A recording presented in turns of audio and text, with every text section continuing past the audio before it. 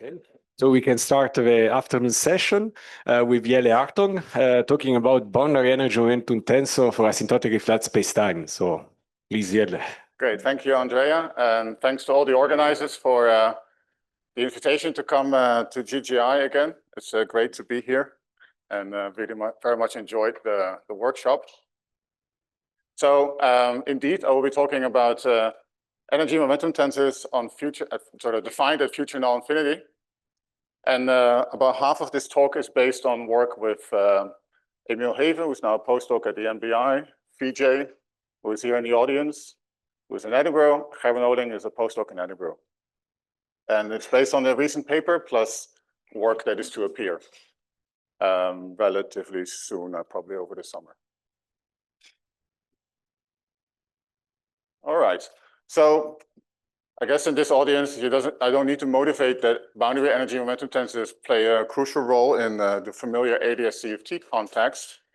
And so one might just be curious to what degree they are definable in asymptotically flat spacetimes, and if so, and I'll give an affirmative answer to that, and then what are their properties and how useful are they? And so normally you would go through this process that's called holographic renormalization. So in that way of thinking, what you do is you solve the Einstein equations with a completely arbitrary metric on the boundary for an asymptotically ADS spacetime, and then you compute the onshore action as a function of that metric, you compute its responses, and then that's your boundary stress tensor. So the goal will be to do exactly the same thing for asymptotically flat spacetimes. But in order to do that, we need to have a way of putting a completely as general as possible metric on future null infinity. And it will turn out that you can do this, and that the most natural language to do this is called this Carroll geometry. There is a small difference with ADS in that the boundary conditions that are important from the Penrose boundary construction, they put one constraint on this boundary geometry. So it's sort of, you should maybe think of it as the most general allowable in the sense of the Einstein equations, metric on the boundary. But this constraint, you might worry, because then how do you vary the boundary geometry arbitrarily? Because you need arbitrary boundary metric to compute the full response. This is a technical issue that I will address head-on later on in the talk. It turns out to be not an issue, but just wanted to point this out. So null infinity is a Carroll manifold. In fact, it's a conformal Carroll manifold because the Penrose construction only gives a conformal class of Carroll metric data. So I will use boundary covariance, and I will mostly work in 3+1 dimensional bulk spacetimes, although we have also done this work. Well, I did some of this already back in 2015 in 3-dimensional bulk. We have revisited that work, but in this talk, I will almost exclusively talk about the 4-dimensional case because it's obviously the most interesting one. And I should highlight that there is some overlap with a different approach that was adopted by these people here. So a few words about Carroll geometry, because Carroll can mean different things in different contexts. And so I just wanted to highlight a few of these features. So one way you can obtain Carroll geometry is you take a Lorentzian metric and you expand around C is 0. And then at leading order, you get Carrollian geometry. And you can do that for, you have, I don't know, you put your favorite theory on a Lorentzian background and you expand all the fields and the metric around C is 0, then at leading order, you will discover Carroll physics. In fact, at next to leading order, if you work a bit harder, you can find different Carroll physics. And this is one approach.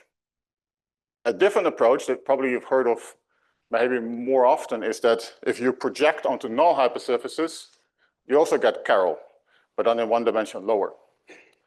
And there's a very simple group theoretical arguments for why that has to happen. But I just want to highlight that future null infinity doesn't really fit in any of these two categories, because it's not really a null hypersurface in the strict sense of the word, because it's only a null hypersurface on the unphysical conformally related spacetime. And when you go back to the physical spacetime, then it becomes more of a It's really an infinity, okay? And that has important consequences because some of the things that we have learned from these other approaches is that in what I would call an ordinary Carroll theory, to the extent that any Carroll theory is ever ordinary, they have certain features, like, for example, the energy flux would vanish typically. But if in this other context, actually, that is not true, as was observed by these gentlemen, who are, most of them are here. And so we need to be a bit mindful that when we talk about Carroll theory at future null infinity, the features are going to be a little bit more intricate because it's a more intricate structure. And I will talk a lot about what exactly this Carroll structure is at future null infinity. In particular, a nice mathematical way of understanding the structure at scry and also the metric near scry goes through this process of gauging an algebra. This is in the same sense as the slogan you may have heard that if you gauge Poincare, you get Lorentzian geometry. There's a certain sense in which that can be made precise. This is what mathematicians would call Cartan geometry. And it's exactly in that sense that I mean this here. So it's the Cartan geometry of the conformal Carroll algebra that controls the geometry on scry as well as near scry in a manner that I will make very precise later on. Then we all love BMS, of course, and we know that this is the symmetry of an S matrix. So, you have BMS at future null infinity, BMS at past null infinity. The diagonal subgroup of this is the symmetry of the S matrix. And that's a two-boundary problem, as, for example, in the work of Per Krauss, it's a very manifest two-boundary problem. But if you ask questions about the soft sector, like an effective action for the soft sector, for example, Temple talked about this in his talk, that's an object that lives only as future null infinity. And it's that kind of object that I'm interested in, like what is a covariant action for like vacuum soft sector of GR that would live at future null infinity. And to understand this, it would also be extremely helpful to have a definition of an energy momentum tensor and to understand maybe its correlation functions and whatnot. And so not all of the BMS transformations will correspond to exactly conserved Noether currents on future null infinity. And exactly when they are corresponding to conserved Noether currents at future null infinity will be dictated by the kind of space-time that we're talking about. In fact, you have to impose certain conditions for this to be the case that are often various degrees of non-radiativeness. And again, that's the gauging of the conformal Carroll algebra that dictates all of that. And there is a very nice way of writing the Bondi-Loss equations. So the Bondi-Loss equation will come out of this as the Diffie Ward density for the boundary energy momentum tensor. And that has two very natural ways of writing. And one of them involves certain curvatures that come out of this gauging process as fluxes. And when those fluxes are zero, you can find more symmetries that exist at one boundary. So the main purpose or the goal of this talk will be to give a corroding definition of a boundary energy momentum, news, complex, whose Ward densities lead to the Bondi-Loss equations. And I think Simon will talk about this as well in the next talk based on your title. As well as I will give a covariant definition of various types of non-radiated spacetimes. All right. So to set up, we will first talk about Carroll geometry on future null infinity, and then talk about solving the Einstein equations with completely arbitrary metric, Carroll metric at future null infinity. Then I will show that you can get all of that from this sort of mathematical procedure. Then we'll talk about what in ADS-CFT would be called holographic normalization. So this is a well-posed variational problem, and that gives us the boundary stress tensor, and we'll look at its properties. So that's going to be the plan of the talk. Okay, so to get started, it's a bit similar to Newman-Penrose, but we will not use Newman-Penrose, but we do use two null binds, U and V. And then these E's are spatial Vielbeine. And I said that I was going to work explicitly in 4 dimensions, but here it's just as easy to use general dimensions. So little d is basically the dimension of the celestial sphere, if you want. So d should be 2 for 4 bulk dimensions. And then we use we do standard, this is all very standard construction. You use a Penrose boundary definition. And the mu index will be a boundary coordinate. And we'll use the standard R for the radial coordinate into the bulk. And then to make a long story short, you can always put the metric in this general form here. So, and I will write it on the board so that you can, because these objects, S, pi, U, and V, they will appear over and over again.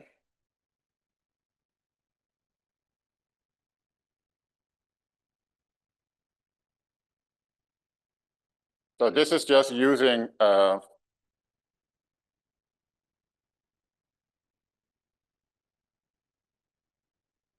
some freedom in terms of bulk local Lorentz transformations, allow you to always write it in this form. So, and where it's important that this is a degenerate object, so this has signature 011 for D is 4. The reason I'm very happy with these objects will become clear, well, it's actually already here, is that the Penrose boundary construction imposes these boundary conditions. And this is going to be my Carroll data. So at leading order, this is going to be tau, which is a completely arbitrary one form on the boundary. And this is going to be a degenerate metric, which is h mu nu, which is basically the metric on the celestial sphere. But now it's not a sphere, it's any random Riemannian geometry. But it has, I mean, it's Riemannian only in these two directions. So it has a kernel that will be important. In the kernel of H, we have V. So basically, V with H always gives 0. So this is what's called the Carroll vector. So it will turn out that H, this H here, this degenerate metric, and this vector V, this is what I mean by Carroll metric data. And they will be completely arbitrary. This one is also part of the Carroll geometry. It's also arbitrary. But as we will see later, this has a fair amount of gauge redundancy associated with it, known as the so-called Carroll boosts. So sorry, the claim is that you can put whatever metric you like in this form. So that's... Yes. Okay. Yes. Right. So I will now introduce what we call the Carroll covariant Bondi-Sachs gauge. And that's this statement over here. So already here you see that there's no RR component in the metric. So DDR is going to be asymptotically a null geodesic. This condition here, that can be solved in a nice way because that fixes this V up to an arbitrary scalar function, which is usually called e to the beta. So beta is still a function of all of the bulk coordinates, so it depends on R, but tau only depends on X. So this V here is e to the beta times tau. And then, so if you want to get the standard boundary geometry that most people use, then you should just take this one form to be du, where u is retarded time, and this to be the round sphere on the round metric on the two sphere. But our purpose here is to keep actually these arbitrary, and then the responses to these objects will be, for example, if I vary tau, the response will be an energy current. And if I vary h, I get a momentum stress tensor, that sort of thing. But now there is a slight, spanner in the works in some sense, because if I just take this metric with arbitrary tau and h, and I plug it into the Einstein equations, the Einstein equation will tell me, actually, you can't quite do this. You need to set this object, which is defined, this is kind of what people call sometimes the extrinsic curvature. It has to be pure trace. This is a while conformal condition, so this respects that they have a conformal class of metrics, but this is a constraint that you can't get rid of. There's no way that you can add logs to the expansion that deals with this constraint. So this is an immediate consequence of the boundary condition. And so it's unavoidable. In 3 bulk dimensions, this is not a constraint. This is just an identity. But in 4 bulk dimensions, this is truly a constraint. However, as we will see later, it's not an actual problem. Okay. Now, if you keep going and you start solving the Einstein equations, you learn that, so this is what you would normally call the round two-sphere metric. And then at the next order, you get this solution here, where C is what we call the shear. So this is spatial in the sense that if you contract it with the Carroll vector V, you get 0, and it's symmetric trace free.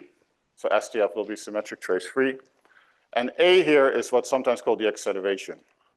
So I'll just write these things here because these objects will appear on almost every slide. So just for you to have a reminder, this is how they are defined. So you have A and K is, these are just the Lie derivatives along V of the Carroll metric data, and K is the trace of K mu nu. Then a very important question is, how do these objects depend, how do they transform under the bulk gauge transformations? So the bulk gauge transformations, they are bulk diffeomorphisms and local Lorentz transformations. And so the bulk diffeomorphisms at leading order give you boundary diffeomorphisms, but the subleading diffeomorphism is also important. And that there is this lambda parameter that appears here. So this is an inverse of this metric, which is kind of a projective inverse. So it also has signature 0, 1, 1. So the kernel of that is tau again. So tau with inverse H is 0, if you contract them. So this is a spatial vector. And then you can ask, how do these objects transform? So I have my boundary metric data and the shear, and they transform like this. And these equations will be central in almost everything that goes on in this talk. So there's 3 classes of local transformations. There are, of course, boundary diffeos. Everybody transforms as a tensor on the boundary. There is a very obvious Weil transformation. Everybody has a specific Weil weight. But then the really interesting part is in these lambda terms. So lambda is the Carroll boost. So it transforms time into space, because this is a spatial one form, but it doesn't transform space into time. So in that sense, it's different from Lorentz transformations. And it shifts the shear. So there's a nonlinear transformation of the shear. So, and this is where all the richness comes from that is associated with vacuum degeneracy and all of that. That's all hiding in this shift term here, as we will see later. And there is some particular, there's a bit of a song and dance about how you define Carroll covariant derivatives on a Carroll manifold that I've decided not to really talk about. But there is some particular Carroll sort of covariant derivative you can define that is used here. And then a very important message, and this has been known since Ashtekar, that the boundary geometry and the shear, in some sense, they are part of one and the same geometrical framework in a way that this gauging story will make very precise. So we'll talk about, this has already been observed by many people before. Some of them I've listed here. In fact, I think that the most relevant work is the work of Yannick that comes closest to this gauging story. Okay, so what happens when you solve the Einstein equations? So I'll first do this in some sort of brute force method, and then I will recover it from this gauging procedure. So for the notation, for any tensor x, when we put an n, that's the coefficient of 1 over r to the n in the expansion of that tensor. So if you solve this particular part of the Einstein equation, that just determines the subleading expansions and the expansion of beta, so that's not so interesting. Then this particular Einstein equations, they'll fix all of the ones that are in the expansion of S. S is an important object because if you look at the inverse metric, then GRR is S. So S is the norm of an R is constant hypersurface. And that's why we will do our holographic renormalization. So this is the norm of that hypersurface, and S doesn't have a particular sign. So this hypersurface isn't null or time-like or something like that. And I remind you that this part of the inverse metric is called U. So this basically, so what happens is that if these equations, they algebraically fix these particular coefficients in the expansion, except when this coefficient is 0. And that's where you have the Bondi mass aspect.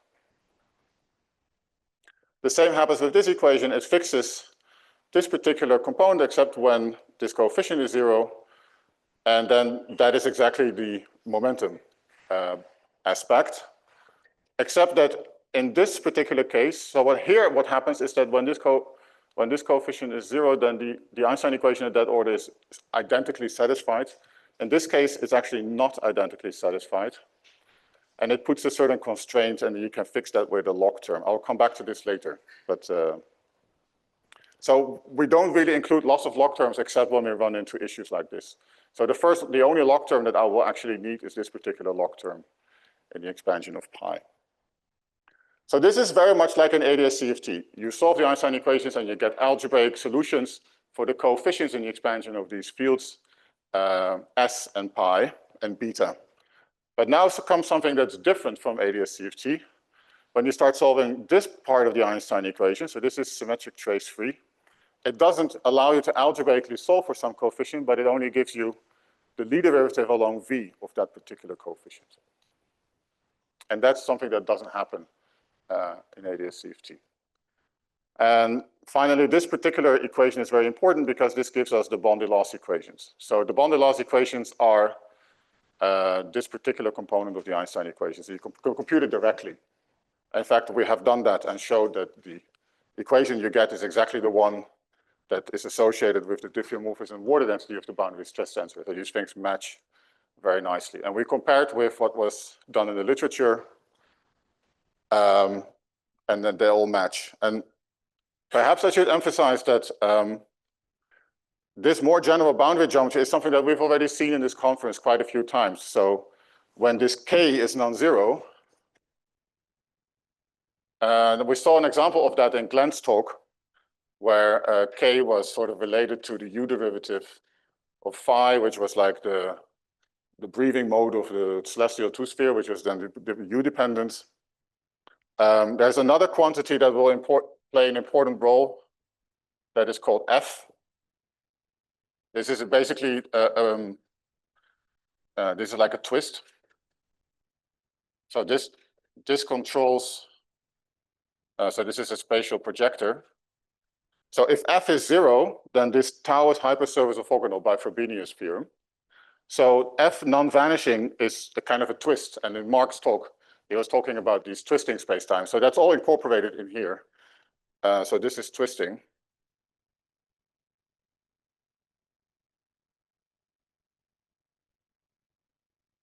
So it is all very natural, and a lot of these things are known in some form in the literature.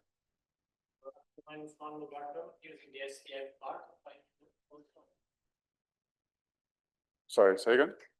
Does log also appear in the symmetric trace-free part of pi mu nu?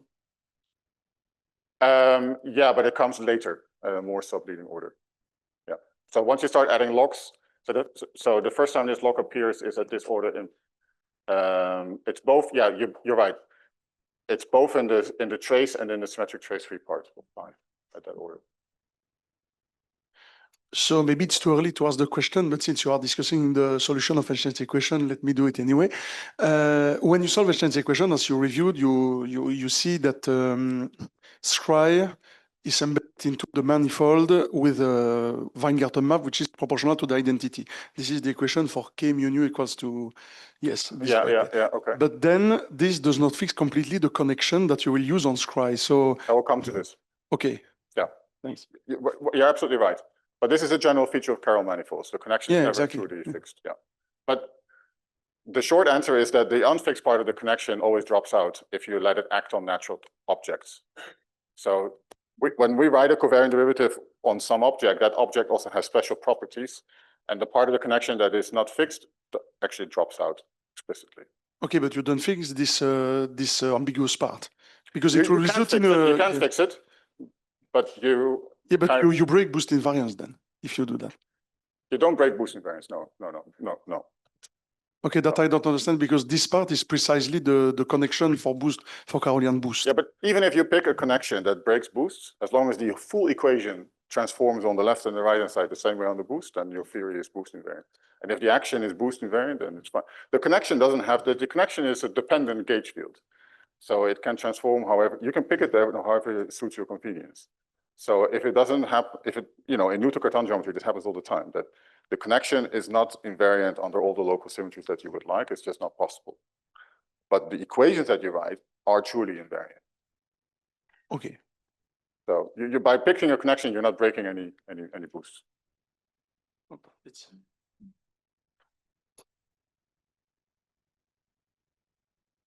Here you solve the Einstein equations, and my question is, not all derivatives of rich tensor are independent. So here you have kind of everything, but we have Bianchi identities. Yes. And I've used Bianchi identities. Yeah. So basically, the fact that the Einstein tensor is covariantly conserved has been used. So there are some equations that are related. So you don't want to solve more equations. So they're not independent here. Sorry? These equations here, they're not independent, which you solved like. The ones that I wrote here are independent. Okay. Yeah. So the ones that are not independent, I didn't write them. Mm-hmm. Yeah, thank you. Yeah. Okay. All right. So so this part of the metric, I sometimes abbreviate it simply as G mu nu. So the line element expands like this. So this is the leading order of the vector capital V, and this is where all the interesting things happen. So this is the expansion of G mu nu. And so now you can read off what is G minus 1 and G0. And sorry, that's a typo. That should have been R. That should just been R. Sorry about that. This shouldn't have been 1 over R.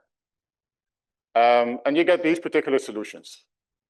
So I will, for the moment, don't worry too much about the symbols here. I will tell you later what these objects stand for.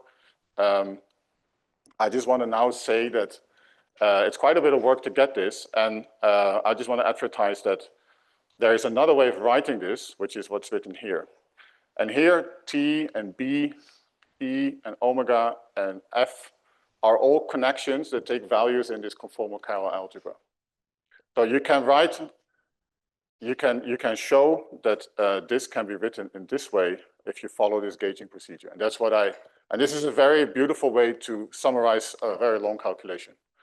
But this conformal chiral algebra only captures so much. So once you get, for example, to this part is not captured by that gauging procedure.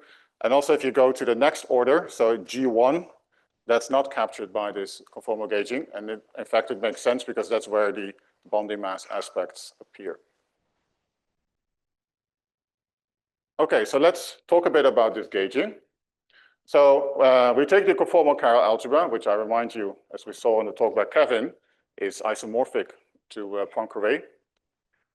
And so here I wrote all the commutators. So there's momenta. A and B take only 2 values. You have a Hamiltonian H. You have dilatations. Then you have rotations. This is SO2. You have boosts. These are chiral boosts. And then on top of that, you have special conformal generators. So K and Ka are special conformal generators. And then what you do in the gauging method is that you take a connection that takes values in this Lie algebra, just like in Yang-Mills theory. And you associate with every generator, you associate a new connection. And then in this gauging procedure, what you have to do is you have to then impose curvature constraints, because at this point, all of these fields are entirely independent.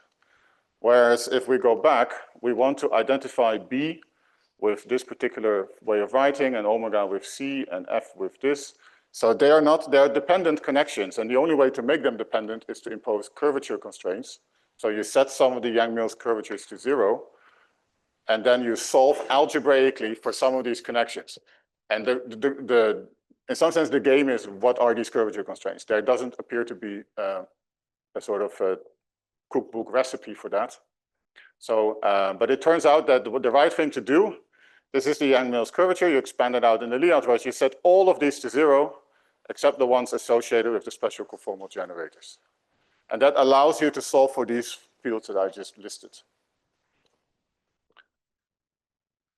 Yeah, so the goal is to impose curvature constraints such that the field content reduces to this. And what is very nice, and this is this observation that goes back to Ashtekar, is that the connection associated with the chiral boosts is not entirely fixed by these curvature constraints. So in particular, the curvature constraints that are important for fixing omega is this one here. And it just happens that not all of omega appears in there. So there's some part of omega that is not fixed, and that is exactly this shear. So shear is still an unfixed piece of data, but it now has a very natural origin because it sits in this connection. So this gauging method can account for the shear as well.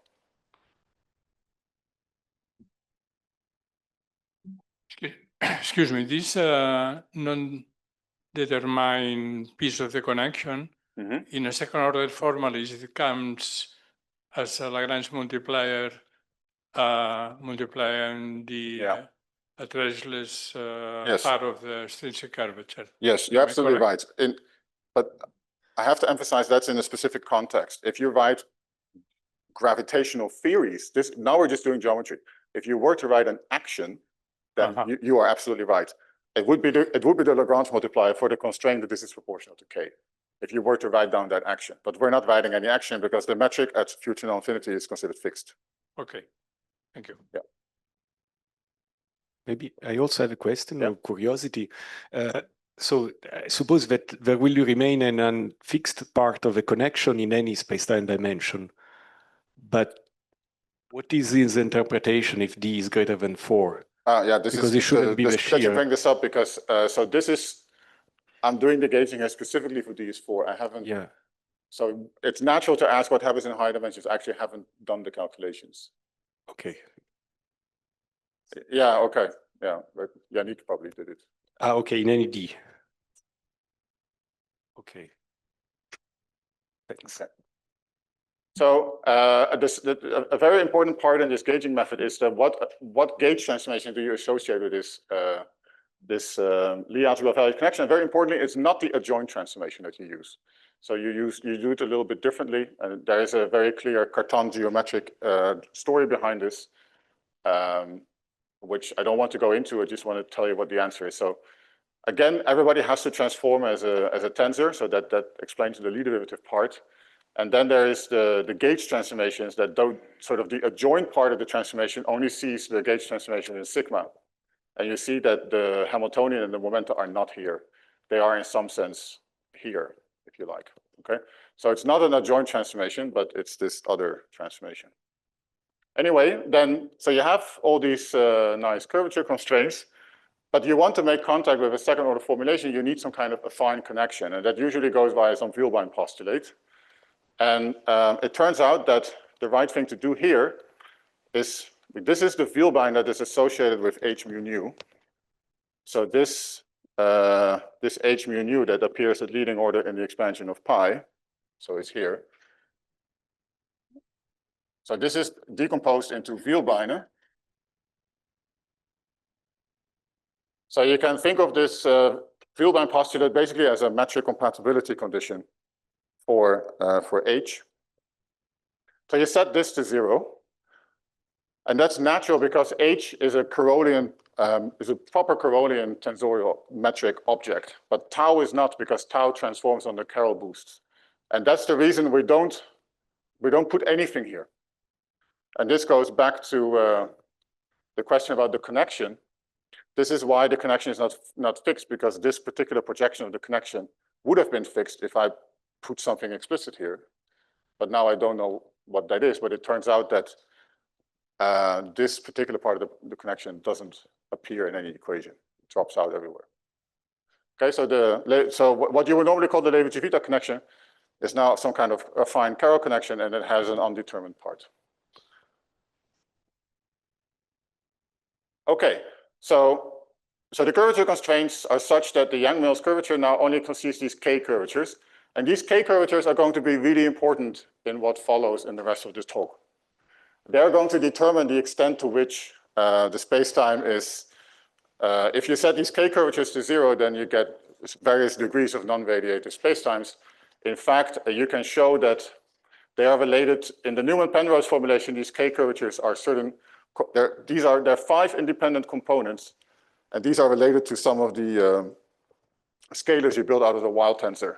So if you compute the wild tensor at leading order, 5 of the 10 wild tensor components are precisely these K curvatures. And then in the gauging procedure, you have to then, you have to go through some gauge So the analog of Bondi-Sachs in the gauging method is to put these conditions on the boost connection. That's just a technical remark. And then you can just run the machine and then you compute what the dependent gauge fields are. So you compute B and you compute omega and you compute F, and then you see that on the nose you recover what's on the left-hand side.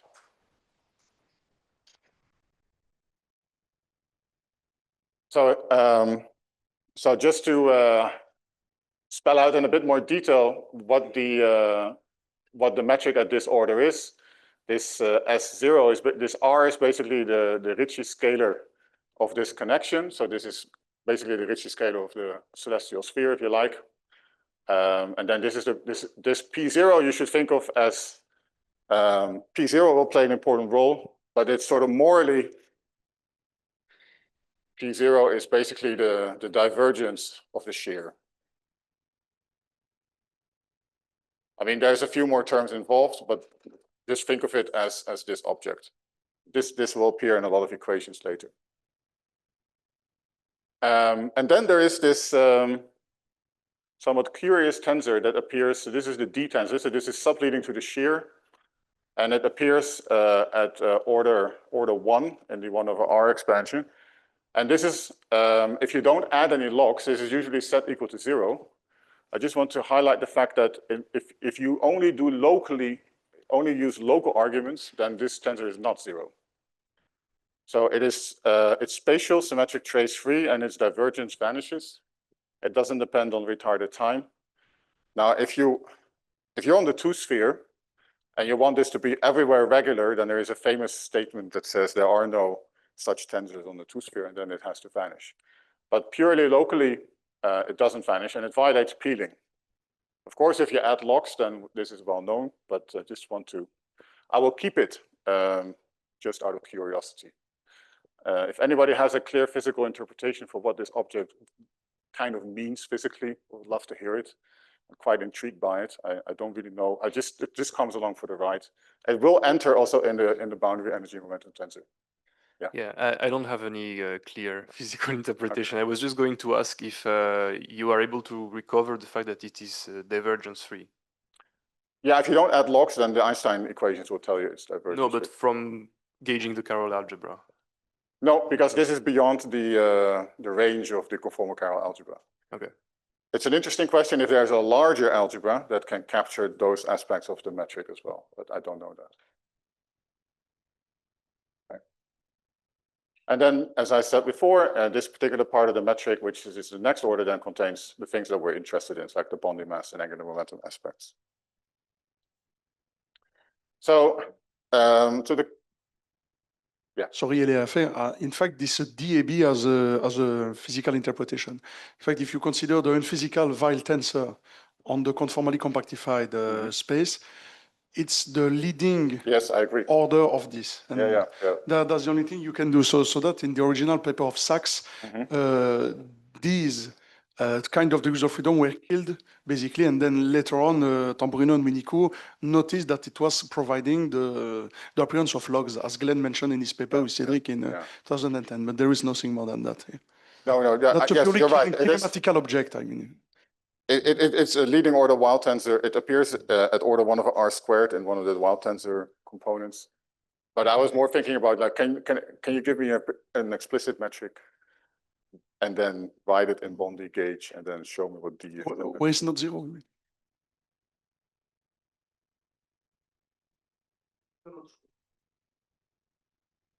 I think if you allow tails in scattering hyperbolic trajectory in scattering amplitude, you can show that such term will be switched on. Okay. But I'm not sure which, like, because it's the hyperbolic trajectory will give you a 1/u in the C, and then Christodoulou argument shows that you will have such term that will be developed. But okay, thanks. That's interesting. Anyway, so I'm agnostic, but I keep it, so it's there. Yeah. So this log contribution has been added in everything that we say about the stress tensor.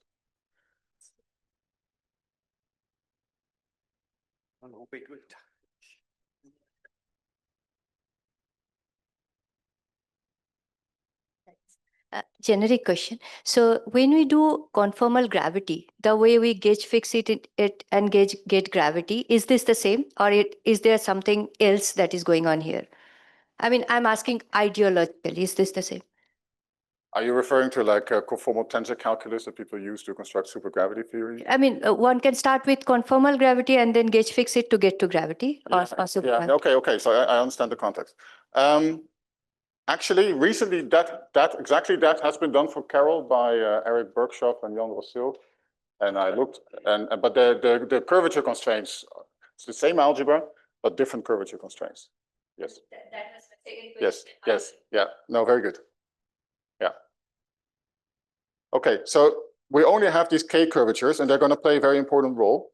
And so here's what they are. So basically, let's start with this one. This is basically the second U derivative of the shear in standard boundary coordinates. This is the divergence of the news. And this is what some people call the imaginary part of C2 in the Newman-Penrose language. And there is a hierarchy, because if you gauge transform these under the gauge transformation of the conformal Carroll algebra, if you set this one to 0, then the gauge transformation forces you to set that to 0. And if you set this to 0, the gauge transformation forces you to set that to 0. So that creates a hierarchy. And then there's 4 choices. So you can set them all to 0. That is what I would call the vacuum soft sector of GR. So if you solve this one, then this tells you that the shear is at most linear in U.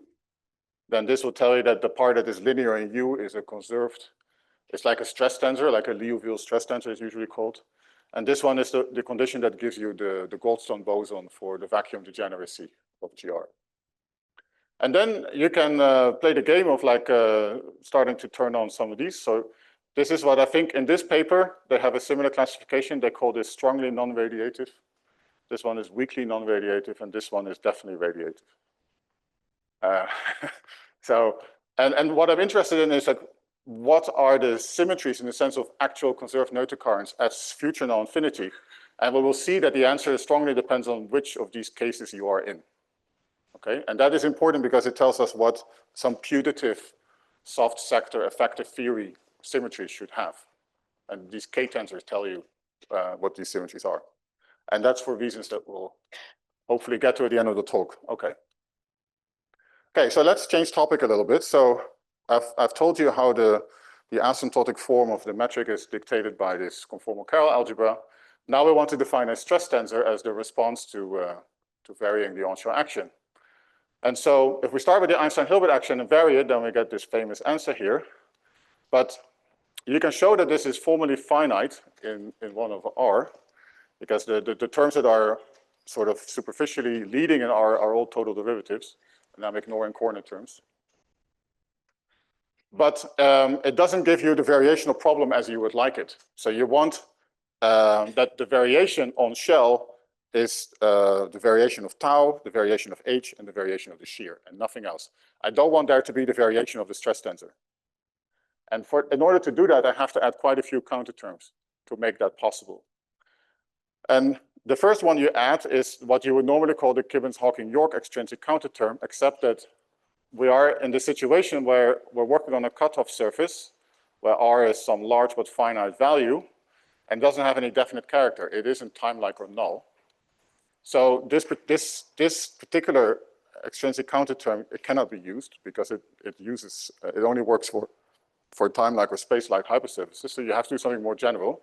But fortunately, this has been worked out in this paper. And so that we've used that answer here. So V here is just DDR, and N is the D of R.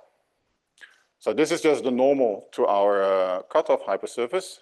And V is any vector that dotted with N gives you -1. There's, of course, infinitely many such vectors, and you can wonder, how does the answer change if I pick different choices of V? This is simply the simplest choice you can make. But you can show that the difference between two such counter terms that differ by different choices of V are intrinsic counter terms. By intrinsic, so extrinsic counter terms are counter terms that depend on the normal direction, and intrinsic counter terms are obviously intrinsic to the surface, so they don't depend on the normal. And the intrinsic counter terms I haven't fixed yet. So I'm allowed to pick the V that suits me, and then I'll fix the intrinsic counter term later. So if you do this, then it removes the usual thing that the radial derivatives of the variations are gone. But it's not yet good enough, because you can show that this term always dominates these two, and inside S, this is sufficiently leading that at the finite order, this gives me the variation of the bonding mass. And I don't want the variation of the mass, I want the mass to be a response. So I still have to cancel this term, but fortunately, this is the derivative of something. Or sorry, this is the variation of something, so I just add this counter term now. And this is what we call the norm counter term. So it's called the norm because S appears here prominently. So S, I remind you, is this particular part of the inverse metric. So it is the norm of the constant R normal. In ADS-CFT, this would just be a cosmological constant term. Okay, now if you're in free bulk dimensions, then at this point you're done, up to maybe finite counter terms. But in 4 bulk dimensions, you're not yet there, because these counter terms that we have added, this one and the analog of the Gibbons-Hawking-York term, make it divergent. And so now you have a divergence at order R, which you cancel by this intrinsic counter term here, where the details are not terribly important. There is some Ricci scalar here associated with a certain bulk connection. We changed the bulk connection from Levitz theta to this particular C, which is kind of the connection on a constant R hypersurface, if you like. And then this solves the problem. So now we have a well-defined variational problem in the sense that this is true. So if I add all these actions and I vary it and I go on shell, then I get this on future null infinity, I get this answer here. So this is the energy current, the variation of tau. This is the momentum stress tensor. So by stress, I really mean the space-space part of this, and the time-space part is the momentum. And this is going to be in the news. No surprise. And you can still add finite counter terms to give this, which are kind of like improvement transformations of the energy momentum tensor, but that's actually useful to do this because you can make it while invariant. It turns out that the on-shell action is while invariant, and this energy momentum tensor obeys a certain trace relation.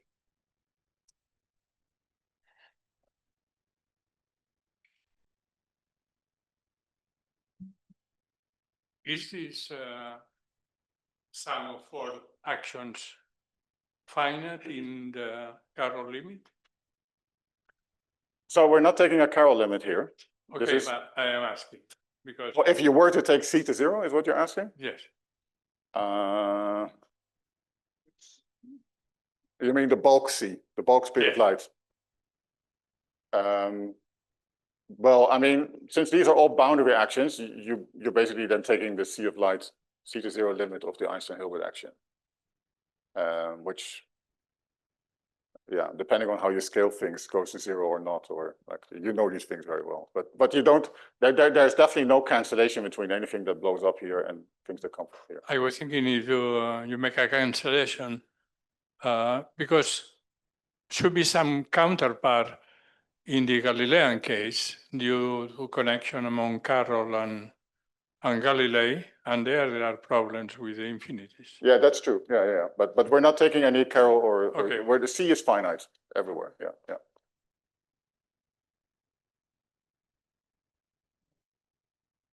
Is one of your boundary action there somehow related to what Per showed us this morning? So the boundary action for massless excitations. So you want to just evaluate this on shell before you vary? Is what you're asking? Yeah, just one of it is reproducing the mass minus or plus. I don't remember 1/4 of a news times. Yeah. So let me. Okay. So I should give you a careful answer because that I only did a back of the envelope calculation. So I didn't do a precise calculation. But you get one thing you get for sure is you get the term that Per also had, which is the bonding mass, and you get something quadratic in shear. So it looks, but I don't want to say it's the same thing because I have to do the honest calculation. I haven't done the honest calculation. Okay. So maybe I can also ask a question. So somehow here, if you change your V and the other stuff, you are changing the foliation reaching infinity, right? As well, but you are in a fixed gauge. What do you mean by change the foliation? So the foliation, we are always on a constant R, which in the limit becomes null infinity. So it's kind of like a stretch horizon. But somehow, I mean, it's a question that it only becomes null in the limit. So you have chosen a gauge, no? So how are you sure that somehow you can have a sort of covariant action that, or covariant variational principle that is behind. But it's covariant in the on the hypersurface dimension. Yeah, but not not with respect to the bulk. Well, so all right, good point. So I showed before that the bulk diffeomorphisms act on the boundary as boundary diffeos, Weyl transformations, and Carroll boosts. And so you're asking me, how do these transformations, do they give zero here or not? Yeah, for instance. Right. So yes, this is very important. And the short answer is that the boundary diffeomorphisms this is boundary diffeomorphism invariant, and it gives you the boundary loss equation. It's also Weyl invariant. It gives you kind of a trace relation. It's not boost invariant. That gives you an anomaly. But we'll come to this. In fact, I think I have to speed up a little bit. Right. So this is, at the beginning of the talk, I said that there's this yeah, I just wanted to highlight that at the beginning of the talk, I said that there's this somewhat technical annoyance that the boundary geometry isn't entirely arbitrary, because this tensor is forced to be pure trace. Now, fortunately, that's an equation you can actually solve completely covariantly, and the answer is it's kind of a complicated version of the Frobenius integrability condition, and this is the answer. So M, X, and Y are scalar fields. They're not coordinates. They're proper scalar fields. And so now I have solved the constraints, and I can vary M, X, and Y. And then I can vary them freely. But of course, that means that I have fewer responses as compared to when I can vary the full H. There's another way to say the same thing, is you can add a Lagrange multiplier that forces this constraint. And then the energy momentum tensor is going to depend fundamentally on this Lagrange multiplier. And so the end of the story is that there's a fundamental ambiguity. So this particular response, which is the momentum stress tensor, cannot be distinguished from this one by computing its response. So, and this is this particular tensor here. But this is an improvement transformation. So if I compute a charge, it doesn't show up in there. So if in the charge associated with like the angular momentum aspect, this ambiguity doesn't show up. And also in the diffeomorphism water density, it drops out. So in that sense, it's not a problem. Well, okay, then now you put on some nice music and you empty your diary for a couple of months, and you calculate until you wish you had started something else in your life. And then this is the answer. So the only thing I want you to take away is that there's an explicit answer for this boundary energy momentum tensor. This is the energy density or the Bondi mass. This is the momentum or the angular momentum aspect. And this is a symmetric trace-free part of the stress tensor. And so I want to just highlight a few things. Every term, these terms are organized in a way that are all nicely Weyl covariant. It's a bit similar to what you do in Newman-Penrose.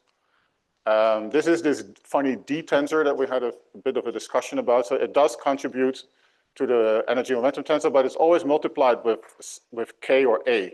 So if you're on a standard boundary geometry, then K and A are both zero, and you wouldn't see this here. This is this ambiguity in chi.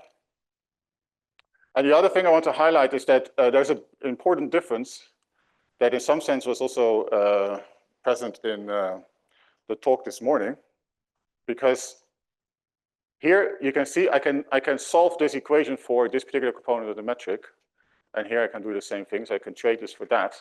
But you see that this tensor here, there's no component of the metric that I can solve this for.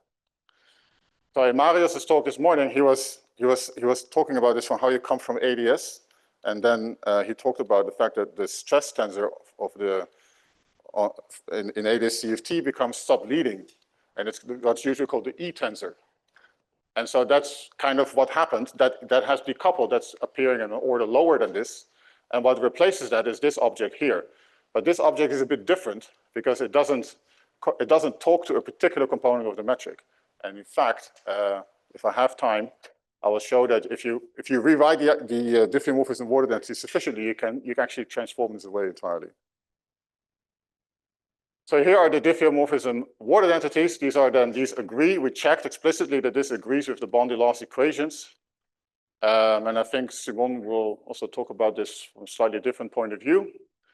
And then to come back to, to come back to Andreas' question, the bulk diffeomorphisms are all symmetries except the ones that are associated with the Carroll boosts. And this is the water density for the Carroll boost. And this is a very important equation.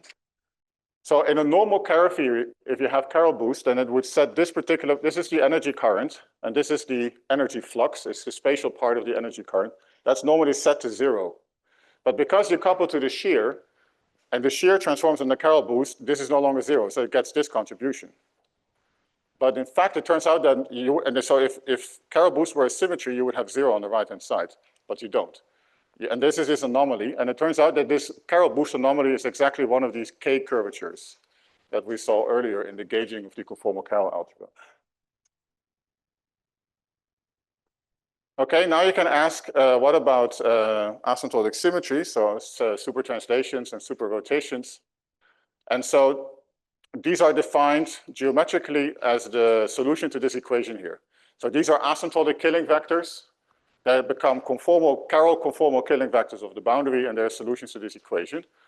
So you have to think, so K is the generator of a super translation, or which is written here. So this is the super translation bit, and this is the super rotation bit. Well, the super rotation bit has also pieces here, but for a super translation, chi would be 0. And then you have to think of lambda, the Carroll boost will start to depend on the super translations, and the Weil transformation depends on the super rotations. So that's all written here. And every time that this chi is a conformal killing vector of some Riemannian base, of some kind of analog of the celestial sphere, you can promote it to a killing vector of the three-dimensional Carroll manifold, as long as you can solve this equation here. So basically the time derivative of phi is fixed in terms of the divergence of chi. That's essentially what this says. And then you can work out the transformation of the shear and the news on the super translations and super rotations. And you get the famous shift transformations. You see that, very importantly, the news shifts into one of these K curvatures under super translations. So if that K curvature is 0, then the news is super translation invariant. But it transforms as some kind of, this is kind of the transformation of a Liouville stress tensor under super rotations. This is all, in some sense, well known, but this is fully covariant. And then the important thing is that you can rewrite the diffeomorphism water density that I showed before. It's quite a bit of work to do it, but you can divide it quite non-trivially, such that it takes this form. The first line is an exact statement. The second one is still under construction, so this is a work in progress. But this way of writing, from a Carroll perspective, is quite fascinating, because what now happens is that on the right-hand side, all the right-hand side of the flux are all these K curvatures, nothing else. And on the left-hand side, you have a somewhat simplified Carroll stress tensor. So I said before that the energy flux was equal to something in terms of the news. Now that's completely gone. So now it's just the anomaly that appears here, and the energy density has changed. In fact, this energy density is one of the Weil tensor components. So this is what's called the real part of psi 2. And you see that in the momentum equation, this symmetric trace-free part, this very complicated object that we had here, this has completely disappeared. And it's no longer visible here. And you only have to trace. And these equations are covariant generalizations of equations that have been written in these papers that have very nice properties. Also, Kevin alluded to this in his talk, that this is, if you go to spatial infinity, then this is a proper canonical charge, the charge associated with this stress tensor. So this tells you how you go from the sort of the Bondi notion of energy to this sort of the alternative notion of energy that has all these nice properties. And then for example, for a super translation, you can then obtain this current equation.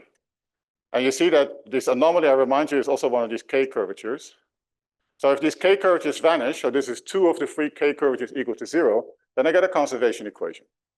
And that's what is called a strongly radiated spacetime. And then I have super translation symmetries at future null infinity. And you can say similar things for the super rotations. So in this table that I had before, where you had this classification of how non-radiative the spacetime is. Using this way of writing the word identities, you can then say what symmetries does the boundary theory have for each of these cases. Right. So for the Carroll people, I want to just highlight that the left-hand side of these equations look like a much more standard Carroll theory. In that the news has kind of disappeared from it. So it's now just basically the energy flux is now just anomalous, and this symmetric trace-free part of the stress tensor has disappeared. And so for the future, this covariant definition of this vacuum soft sector, which is kind of when all these K curvatures are zero, is a nice starting point to start thinking about what is an effective action for the soft sector that is covariant. And then another thing that would be interesting is to start thinking about higher, we just talked about 1-point functions, what about 2-point functions, etc. And on that note, oh, great, just on time, thank you.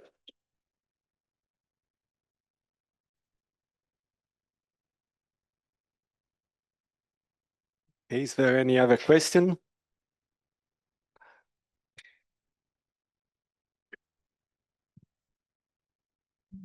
You talked about two stress tensors giving the same charges, no? T mu nu and T mu nu plus small t mu nu at some point. Go back, I'll tell you. Sorry. Go back, please. Further back? Yeah, further back. Yes, here. Ah, right. Yeah, I know what you mean. Okay, this. Yeah. So, what does it mean physically for the system?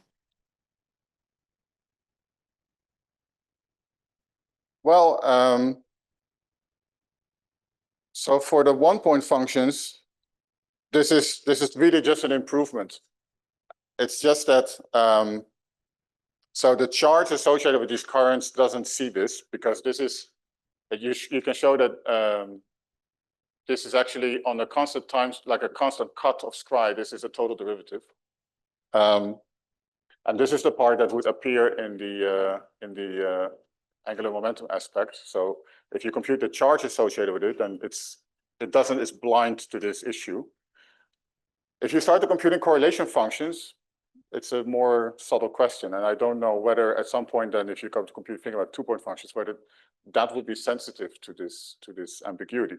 But I think of it as a fundamental ambiguity in the sense that, you know, normally an improvement transformation is something you do to make something better, but here it's really just this is a part of the stress tensor. I just don't have access to this because I'm stuck with this constraint. With the charges, yes, 100%. Yeah. I would say that any physical observable should not depend on this issue. Are there other questions? What? Wait. Sorry. So the content tensor you constructed are based on null hypersurfaces or time-like hypersurfaces that becomes null? So the constant R hypersurface is the one whose norm is controlled by S, and S doesn't have any definite character, so it can be any. Can be anything. Yeah. Ah, nice. And you mentioned that in 3 dimensions, it is already finite, right? The action then to compute the Carroll stress tensor. Yeah. Sorry, which dimension? In 3 dimensions, yeah. There is no need to add these content terms? Or? In 3 dimensions, you don't need to add the intrinsic counter term. So in 3 dimensions, you only need this one and this one. So and then it's already finite. And then it's already finite, yeah. Okay. Yeah. And these divergences has the same interpretation like in ADS, where I mean that infrared divergence in ADS is divergences, but in ADS you would refer to some kind of RG framework. Yeah. I don't have anything to say about that now, because I don't know to what extent you can talk about this as the RG of some Carolian theory, or that I think that would be too soon to say that. Yeah. But that's a very important point. Thanks.